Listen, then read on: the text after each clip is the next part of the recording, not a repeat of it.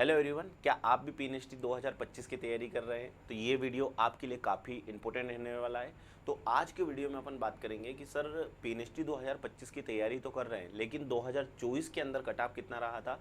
तो सबसे पहले अपन कट ऑफ के बारे में जानेंगे, फिर इसकी एज लिमिट वगैरह 2025 के लिए क्या रहने वाले, सारी चीज़ें अपन डिटेल्स में बात करने वाले हैं। तो जो भी बच्चे यूट्यूब चैनल पर नए हैं, यूट्यूब चैनल को सब्सक्राइब कर दीजिएगा और बेल आइकन को भी दबा दीजिएगा।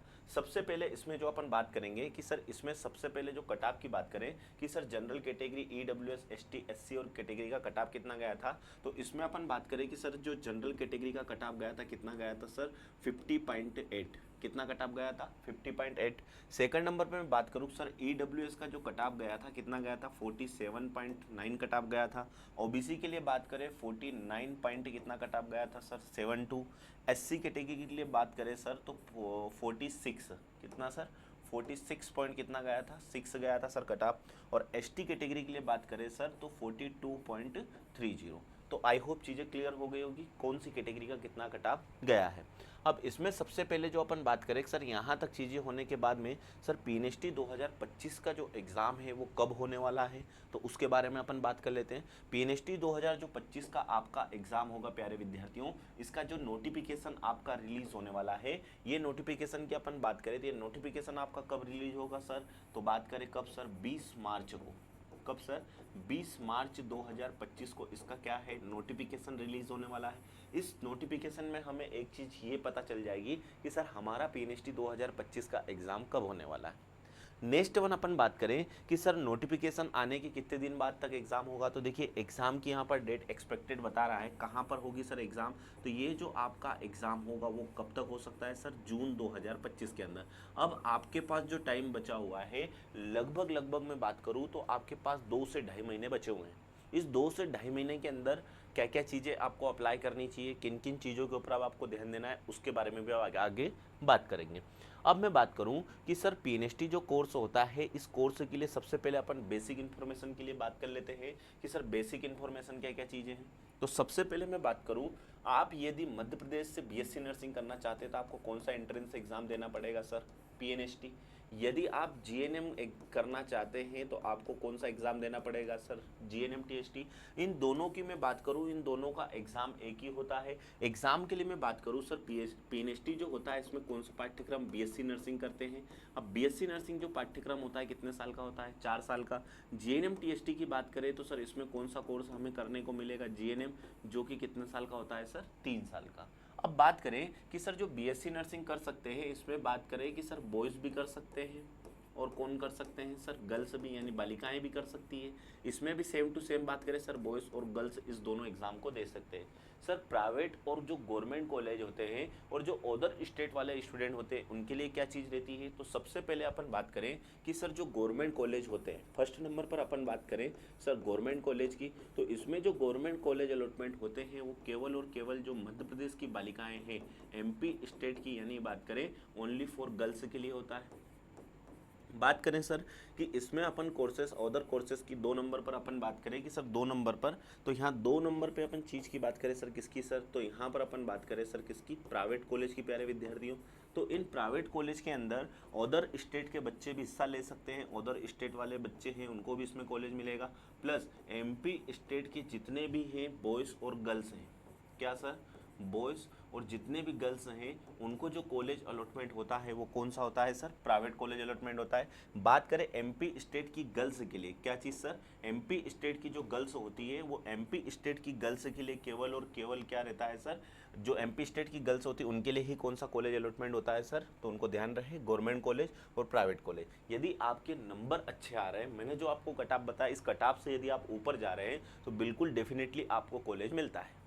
आगे अपन चर्चा करें कि सर इस एग्ज़ाम के लिए बात करें कि हमें क्या क्या ग्रेजुएशन चाहिए, या मैं बात करूँ सर बेसिक क्या चीज़ की बात करें तो इसमें आपके सब्जेक्ट की मैं बात करूँ कि 12th में आपका कौन सा सब्जेक्ट होना चाहिए सर। तो 12th में हमारे सब्जेक्ट की बात करें सर बायो होना कंपलसरी है। सर इसके लिए मिनिमम एज कितनी होनी चाहिए, तो मिनिमम एज की मैं बात करूँ 17 साल और मैक्सिमम एज कितनी होनी चाहिए सर 35 साल। इसके अलावा अपन बात करें कि सर इसमें क्या क्या चीज़ डॉक्यूमेंट रिक्वायर्ड होती है, तो इसमें अपन बात करें कि एमपी की जितनी भी बालिकाएं उन्हें डोमिसाइल लगता है सर्टिफिकेट, इसके अलावा मैं बात करूं सर क्या चीज़ लगती है, और इनकम सर्टिफिकेट, ठीक है। फिर मैं बात करूं सर और क्या चीज़ रिक्वायर्ड होती है, कास्ट सर्टिफिकेट।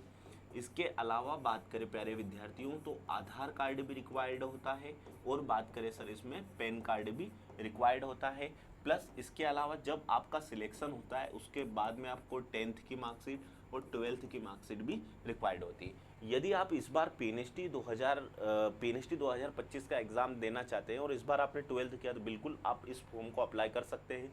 अब इसमें सबसे बड़ी एक विशेष चर्चा है, उसके ऊपर थोड़ी सी चर्चा कर लेते हैं कि सर क्या चीज़ है। तो देखिए उसमें सबसे पहले जो अपन बात करें कि सर विशेष चर्चा जो है वो क्या रहने वाली है, इसमें सबसे पहले जो अपन बात करें कि इसमें जो गवर्नमेंट कॉलेज होते हैं, गवर्नमेंट कॉलेज की बात करें, मैंने अभी आपको बताया था एमपी स्टेट की जितनी भी बालिकाएं होती है, एमपी स्टेट की जितनी भी गर्ल्स होती है उनके लिए होता है।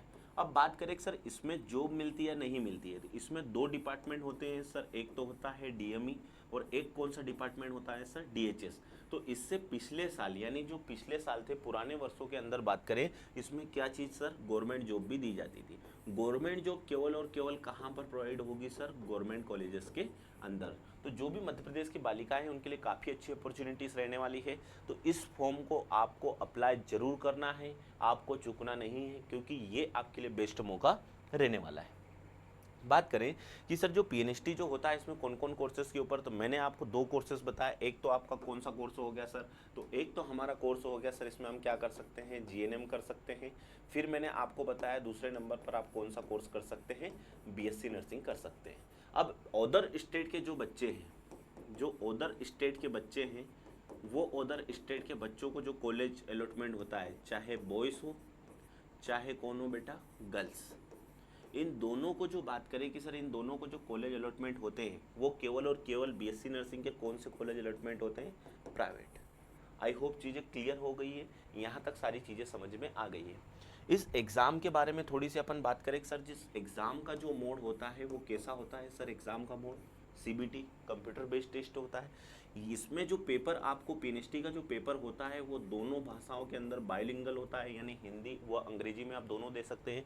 इस पेपर के अंदर किसी प्रकार की नेगेटिव मार्किंग नहीं होती। क्या सर, किसी प्रकार की नेगेटिव मार्किंग नहीं होती है।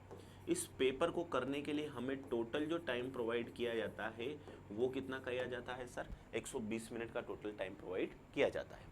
अब सबसे पहले अपन बात करें सर, यहाँ तक चीज़ें क्लियर होने के बाद में इसके सिलेबस की बात कर ले सर, इसके लिए सिलेबस क्या क्या होता है। तो सिलेबस के लिए बात करें, आपके 5 सब्जेक्ट होते हैं सर। 5 सब्जेक्ट में हमें जो ध्यान रखना पड़ता है, सबसे पहला सब्जेक्ट यानी फिजिक्स, जो कि आपको कितने मार्क्स का पूछा जाता है सर, 20 मार्क्स का। इसके अलावा केमिस्ट्री की बात करें, केमिस्ट्री कितने नंबर का आपको पूछा जाता है बेटा, 20 नंबर का आपको पूछा जाता है। अब बात करें सर जो बायोलॉजी होता है वो हमें कितने नंबर का, 20 मार्क्स का। इंग्लिश आपको 20 मार्क्स का, और जनरल नॉलेज की मैं बात करूँ 20 मार्क्स का पूछा जाता है। यानी टोटल जो आपका पेपर आने वाला है वो कितने मार्क्स का आएगा सर, 100 मार्क्स का पेपर आएगा।